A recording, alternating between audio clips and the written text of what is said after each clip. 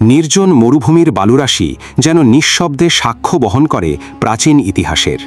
মানব সভ্যতার প্রারম্ভিক দিনগুলোতে যখন মানুষ প্রাকৃতিক শক্তিকে ভয় পেত, তখনই গড়ে উঠতে শুরু করে বিশ্বাস, ধর্ম ও আধ্যাত্মিকতার কাঠামো।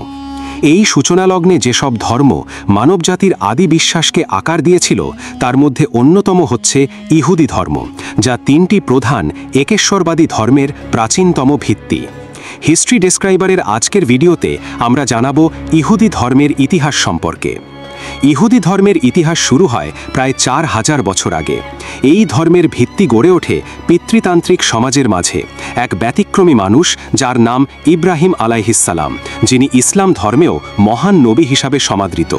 তিনিই ছিলেন সেই প্রথম ব্যক্তি যিনি এক আল্লাহর উপর ঈমান আনেন, সব মূর্তি পূজাকে প্রত্যাখ্যান করেন এবং একটি নতুন ধারার সূচনা করেন। ইব্রাহিম আলাইহিসসালাম তার পরিবারসহ আল্লাহর আদেশে উর নামক শহর ছেড়ে কানানের ভূমিতে চলে আসেন। সেই কানানের ভূমি পরবর্তীতে পবিত্র ভূমি হিসাবে ইহুদি, খ্রিস্টান ও মুসলিম তিনটি ধর্মের মধ্যেই গুরুত্বপূর্ণ স্থান লাভ করে। ইহুদি ধর্মমতে আল্লাহ ইব্রাহিম আলাইহিসসালাম ও তার সন্তানদের সঙ্গে একটি চুক্তি করেন।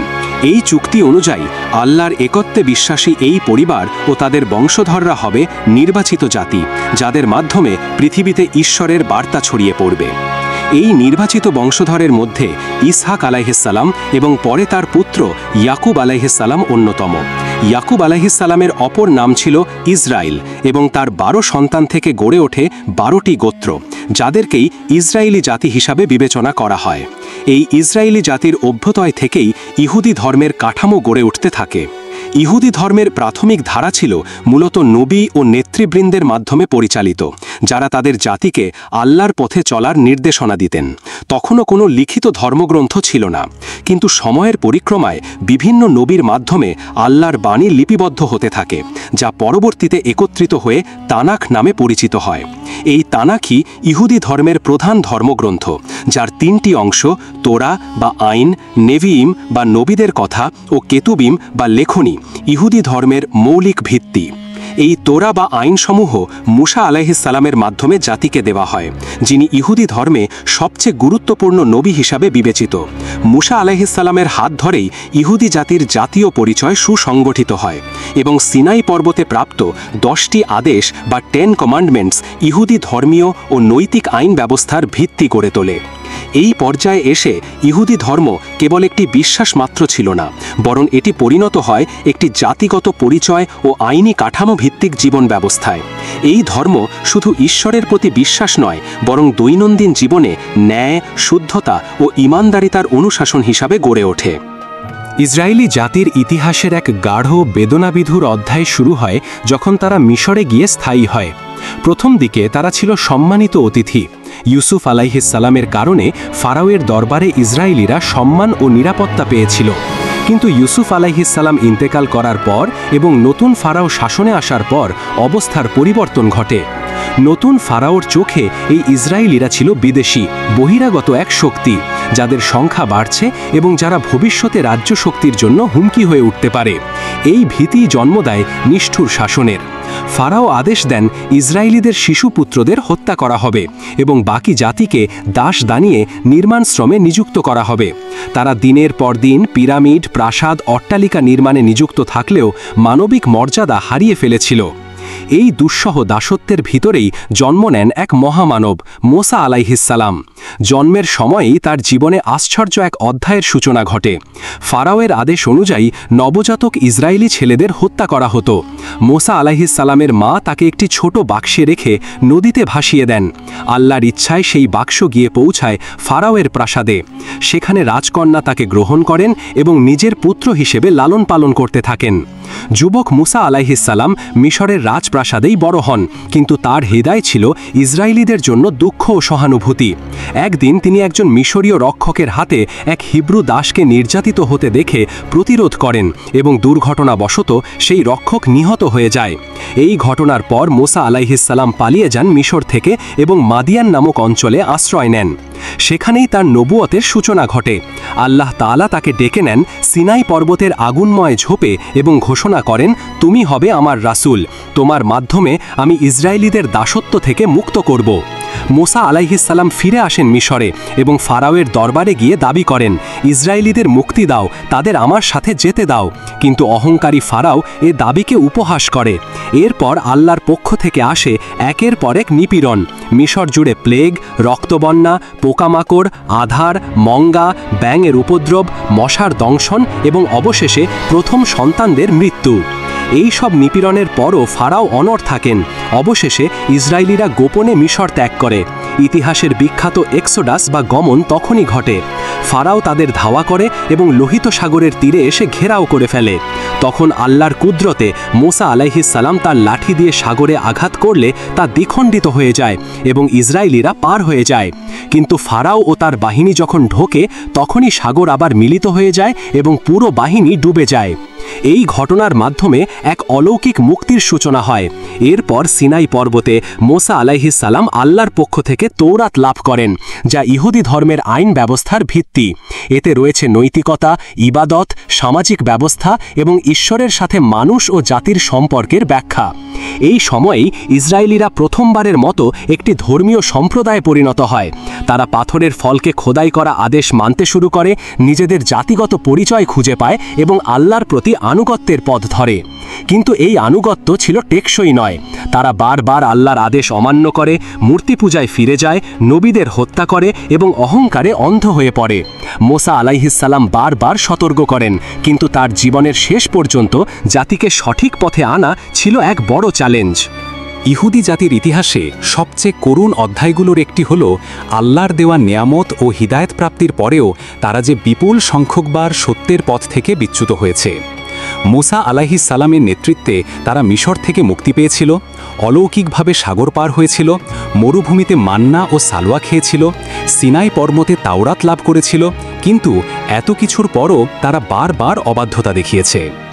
সিনাই পর্বত থেকে ফিরে আসার পর মুসা আলাইহিসসালাম দেখলেন তার অনুপস্থিতিতে বনি ইসরাইল স্বর্ণের গরু বানিয়ে তাকে উপাস্য হিসেবে পূজা করতে শুরু করেছে। হারুন আলাইহিসসালাম তাদের বোঝাতে ব্যর্থ হয়েছিলেন, আর তারা নিজেদের নাফরমানিতে এতটাই অন্ধ হয়ে গিয়েছিল যে তারা বলেছিল, তুমি আমাদের জন্য এমন এক উপাস্য বানাও যেভাবে তাদেরও উপাস্য আছে। এই ছিল সেই জাতি যারা আল্লাহর রাসূলদের মুখোমুখি থেকেও শিরক করত। তাদের কাছে বারবার নবী আসতেন আল্লাহর পথ দেখাতে, সত্যের ডাক দিতে, কিন্তু অনেক সময় সেই নবীদের তারা হত্যা করত, লাঞ্ছিত করত এবং ঈশ্বরের আদেশ উপেক্ষা করত। ইহুদি ধর্মে যে সমস্ত নবী ও ধর্মীয় নেতা এসেছেন তাদের মধ্যে জাকারিয়া আলাইহিসসালাম, ইয়াহিয়া আলাইহিসসালাম, ইলিয়াস আলাইহিসসালাম এবং ঈসা আলাইহিসসালাম বিশেষভাবে উল্লেখযোগ্য। কিন্তু অত্যন্ত দুঃখজনক যে ইহুদি সম্প্রদায় এই নবীদের অনেককে অস্বীকার করেছে এবং অনেককে হত্যাও করেছে। তারা নবীদের সেই কঠিন কথাগুলো মেনে নিতে পারেনি, যেগুলো তাদের কুসংস্কার ও পাপের বিরুদ্ধাচরণ করত। তাদের এই ধারাবাহিক অপরাধের ফলে আল্লাহর পক্ষ থেকে এসেছে অভিশাপ ও কঠিন শাস্তি। ইতিহাসে দেখা যায় বনি ইসরায়েল বিভিন্ন যুগে বিভিন্ন জাতির দ্বারা শাসিত ও লাঞ্ছিত হয়েছে। কখনো বাবিলীয়রা, কখনো পারস্য, কখনো রোমানরা তাদের ভূমি দখল করেছে। তাদের মন্দির ধ্বংস করা হয়েছে, শহর জ্বালিয়ে দেওয়া হয়েছে এবং তারা বারবার নির্বাসিত হয়েছে। তাদের ইতিহাসের আরেকটি ভয়াবহ অধ্যায় হল ব্যাবিলনিয়ান এক্সাইল। নেবুখাদনেজার এর নেতৃত্বে বাবিলীয় বাহিনী ইসরায়েল আক্রমণ করে, জেরুজালেম শহর ধ্বংস করে দেয় এবং ইহুদিদের বন্দী করে বাবিলে নিয়ে যায়।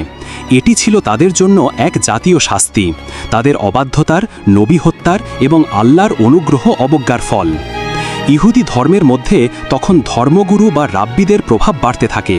তারা তাওরাতের বাইরের মতামত ও ব্যাখ্যাকে ধর্মীয় বিধান রূপে চালু করে দেয়, যার মাধ্যমে আসল তাওরাতের অনেক মর্মবাণী হারিয়ে যেতে থাকে। তালমুদ নামক এক বিশাল সাহিত্য সংগ্রহ তৈরি হয়, যেখানে অসংখ্য মানুষের মতামত, কাহিনী ও ব্যাখ্যা স্থান পায়। এতে সত্য ও মিথ্যার মাঝে বিভ্রান্তি সৃষ্টি হয়। এই বিভ্রান্তির মাঝে যখন আল্লাহ তাআলা পাঠান ঈসা আলাইহিসসালাম, তখনও তারা তার বাণী গ্রহণ করেনি, বরং তারা ঈসা আলাইহিসসালামকে মিথ্যাবাদী বলেছিল, তাকে হত্যার ষড়যন্ত্র করেছিল এবং তার বিরুদ্ধে রোমানদের ব্যবহার করেছিল। যদিও ঈসা আলাইহিসসালামকে হত্যা করা হয়নি, আল্লাহ তাকে নিজের কাছে তুলে নিয়েছেন। কিন্তু এই ঘটনার পরেও তারা শিক্ষা নেয়নি, বরং তাদের ধর্মীয় অন্ধত্ব আরও বেড়ে যায়। তারা একে অপরের বিরুদ্ধে ষড়যন্ত্রে লিপ্ত হয়, ধর্মের নামে দম্ভ, জাতিগত অহংকার এবং পার্থিব স্বার্থে ডুবে যায়। এইভাবে আল্লাহর প্রতি অকৃতজ্ঞতা, নবীদের হত্যা এবং সত্যকে গোপন করার এক ভয়াবহ ঐতিহাসিক ধারায় গড়ে ওঠে ইহুদি জাতির ধর্মীয় ও জাতিগত পরিচয়। এই ধারা তাদের ইতিহাসে রেখে গেছে যুদ্ধ, বন্দিত্ব, ক্ষয়, ধ্বংস আর অভিশপ্ত নিঃসঙ্গতা। যখন মধ্যযুগের পর্দা উন্মোচিত হল, তখন ইতিহাসের মঞ্চে দেখা গেল এক নতুন দৃশ্য। মুসলিম সাম্রাজ্য ও খ্রিস্টান ইউরোপের মাঝে ইহুদি জাতি এক ভিন্ন বাস্তবতায় যাত্রা শুরু করল। রোমানদের ধ্বংসযজ্ঞের পরে ইহুদিরা ছড়িয়ে পড়েছিল পৃথিবীর নানা অঞ্চলে। প্যালেস্টাইন থেকে বের হয়ে তারা ইউরোপ, উত্তর আফ্রিকা ও পশ্চিম এশিয়ায় ছড়িয়ে পড়ে। তাদের এই নির্বাসিত জীবন ছিল বহু শতাব্দী ধরে ডায়াসপোরা নামক প্রবাসী ইতিহাসের অংশ। তারা কোনো রাষ্ট্র ছিল না, কোনো সেনাবাহিনী ছিল না, ছিল না কোনো নিরাপদ ভূমি। তবুও তাদের ধর্মীয় পরিচয়, পারিবারিক বন্ধন ও বাণিজ্যিক দক্ষতা তাদের টিকে থাকতে সাহায্য করেছিল। মধ্যযুগীয় ইউরোপে, বিশেষ করে খ্রিস্টান অধ্যুষিত অঞ্চলে ইহুদিদের প্রতি দৃষ্টিভঙ্গি ছিল অত্যন্ত বৈরী। খ্রিস্টানরা বিশ্বাস করত ইহুদিরাই ঈসা আলাইহিসসালামের শত্রু এবং তাকে ক্রুশবিদ্ধ করার জন্য দায়ী। যদিও ইসলাম এই দাবিকে অস্বীকার করে এবং বলে ঈসা আলাইহিসসালামকে হত্যা করা হয়নি, বরং আল্লাহ তাকে নিজের কাছে তুলে নিয়েছেন। খ্রিস্টানদের এই বিশ্বাসের কারণে ইউরোপ জুড়ে ইহুদি জাতিকে ঈসার হত্যাকারী বলে আখ্যায়িত করা হতো। মধ্যযুগের ইউরোপে যখন খ্রিস্টান চার্চের ক্ষমতা ব্যাপক হয়ে উঠল, তখন ইহুদিদের প্রতি নির্যাতনও ভয়াবহ রূপ ধারণ করল। তাদের ব্যাংকিং ও বাণিজ্যিক দক্ষতা অনেক সময় তাদেরকে ধনী করলেও সেই ধনসম্পদই আবার তাদের বিরুদ্ধে রাগের আগুন জ্বালিয়ে তুলত। ইউরোপের বহু দেশে ইহুদিদের উপর কর বসানো হতো শুধু ইহুদি হওয়ার অপরাধে। তাদের নির্দিষ্ট এলাকায় বসবাস বাধ্যতামূলক করা হতো, যাকে বলা হতো গেটো। এই ঘেটোগুলো ছিল মূল শহর থেকে আলাদা, অনেক সময় দুর্গত, সংকুচিত এবং দরিদ্র। ইতিহাসের পাতায় ঘুরে দেখা যায় ইংল্যান্ডে 1290 সালে, ফ্রান্সে 1306 সালে এবং স্পেনে 1492 সালে ইহুদিদের দেশ ছাড়া করা হয়। স্পেনে বিশেষ করে স্প্যানিশ ইনকুইজিশনের সময় মুসলিম ও ইহুদিদের উপর ভয়ঙ্কর অত্যাচার করা হয়। যারা ইসলাম বা ইহুদি ধর্ম ত্যাগ করে খ্রিস্টান ধর্ম গ্রহণ করত না, তাদের জীবন্ত জ্বালিয়ে দেওয়া হতো। এই পরিস্থিতিতে অনেক ইহুদি মুসলিম রাষ্ট্রে আশ্রয় নেয়। ওসমানীয় খেলাফতের শাসনকালে, বিশেষ করে সুলতান বায়েজিদের আমলে, স্পেন থেকে বিতাড়িত ইহুদিদের তুরস্ক, বালকান, সিরিয়া এবং মিশরে ঠাঁই দেওয়া হয়।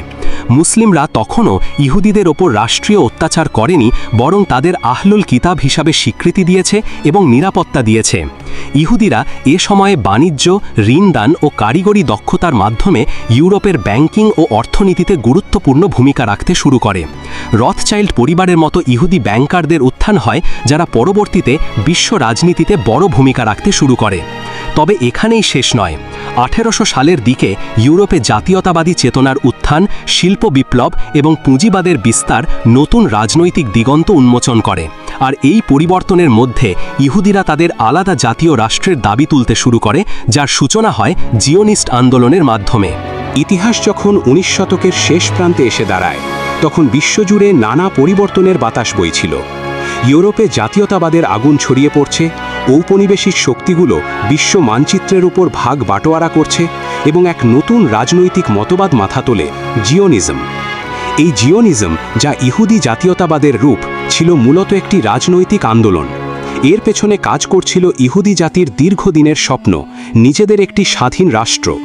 তারা মনে করত খ্রিস্টান ইউরোপ বা মুসলিম দুনিয়া কোনো জায়গাতেই তারা নিরাপদ নয়। শত শত বছর ধরে বিতাড়ন, ঘৃণা, গণহত্যা, দাসত্ব আর ঘেটোতে আবদ্ধ জীবন তাদের মনে একটি আকাঙ্ক্ষা গেঁথে দেয়, আমাদের নিজের একটি দেশ চাই। এই আন্দোলনের জনক হিসাবে পরিচিত থিওডর হার্জেল। 1896 সালে তার লেখা ডের ইউডেনস্টাট দ্য জুইশ স্টেট বইটি ছিল জিওনিজমের প্রথম সুসংহত দলিল। হার্জেল লিখেছিলেন, ইহুদিরা একটি জাতি এবং প্রতিটি জাতির মতোই তাদের নিজস্ব রাষ্ট্র থাকা উচিত। তিনি মনে করতেন ইহুদি জাতির ওপর যে বৈষম্য, নিপীড়ন এবং হত্যাকাণ্ড হয়েছে, তার সমাধান একটাই, নিজেদের ভূমি, যেখানে তারা থাকবে শাসক হিসাবে, সংখ্যালঘু নয়। এরপর 1897 সালে সুইজারল্যান্ডের বেসেলে অনুষ্ঠিত হয় প্রথম জিওনিস্ট কংগ্রেস, যেখানে সিদ্ধান্ত নেওয়া হয় আমরা প্যালেস্টাইনকে ইহুদি রাষ্ট্রে পরিণত করব। কিন্তু প্রশ্ন ছিল, কোথায় হবে সেই রাষ্ট্র? প্যালেস্টাইন ছিল তখন ওসমানীয় খেলাফতের অধীনে। মুসলিম, খ্রিস্টান এবং ইহুদি 3 ধর্মের মানুষের বসবাস ছিল সেখানে, কিন্তু সংখ্যাগরিষ্ঠ ছিল মুসলমানরা। তবুও ইহুদিরা বলল এটাই তাদের ঐশী ভূমি, এখানেই ছিল তাদের পূর্বপুরুষদের মন্দির, এখানেই ফিরতে হবে। 20 শতকের শুরুতে বিশ্ব রাজনীতি নতুন মোড় নেয়। ওসমানীয় খেলাফতের দুর্বলতা, ইউরোপের উপনিবেশবাদী শক্তিগুলোর আধিপত্য এবং প্রথম বিশ্বযুদ্ধ সবকিছু ইহুদিদের জন্য সুযোগ হয়ে আসে। 1917 সালে ব্রিটিশ সরকার এক ঐতিহাসিক ঘোষণা দেয়, বেলফোর ঘোষণা বা ব্যালফোর ডেক্লারেশন। এতে বলা হয় ব্রিটিশ সরকার প্যালেস্টাইনে একটি ইহুদি জাতীয় আবাসভূমি গঠনের পক্ষে। এই ঘোষণা ছিল একটি প্রতারণার দলিল, কারণ ব্রিটিশরা একই সময়ে আরবদেরও স্বাধীনতার প্রতিশ্রুতি দিয়েছিল যদি তারা ওসমানীয় খেলাফতের বিরুদ্ধে ব্রিটিশদের পক্ষে যুদ্ধ করে। এর ফলে আরব ও ইহুদি দ্বন্দ্বের বীজ বপন হয়ে যায়। ইহুদিরা এই সুযোগ কাজে লাগিয়ে ইউরোপ ও রাশিয়া থেকে ধাপে ধাপে প্যালেস্টাইনে অভিবাসন শুরু করে। ব্রিটিশদের সহায়তায় পয়সা ও অস্ত্রের জোরে তারা জমি কিনে বহু আরব কৃষককে উচ্ছেদ করে এবং নিজেদের উপনিবেশ গড়ে তোলে। 1947 সালে জাতিসংঘ প্যালেস্টাইনকে 2 ভাগে ভাগ করার প্রস্তাব দেয়, একটি অংশ ইহুদিদের জন্য এবং আরেকটি আরবদের জন্য। মুসলিম বিশ্ব এই প্রস্তাব প্রত্যাখ্যান করে, কারণ তখনও ইহুদি জনগণ ছিল মোট জনসংখ্যার 1/3 কম, অথচ তাদেরকে ভূখণ্ডের 55 ভাগ দেওয়া হচ্ছিল। 1948 সালের 14 মে ইহুদিরা ঘোষণা দেয় ইসরায়েল রাষ্ট্র জন্ম নিয়েছে। এই ঘোষণার পরপরই শুরু হয় আরব ইসরায়েল যুদ্ধ, কিন্তু ইহুদিরা আগে থেকেই প্রস্তুত ছিল।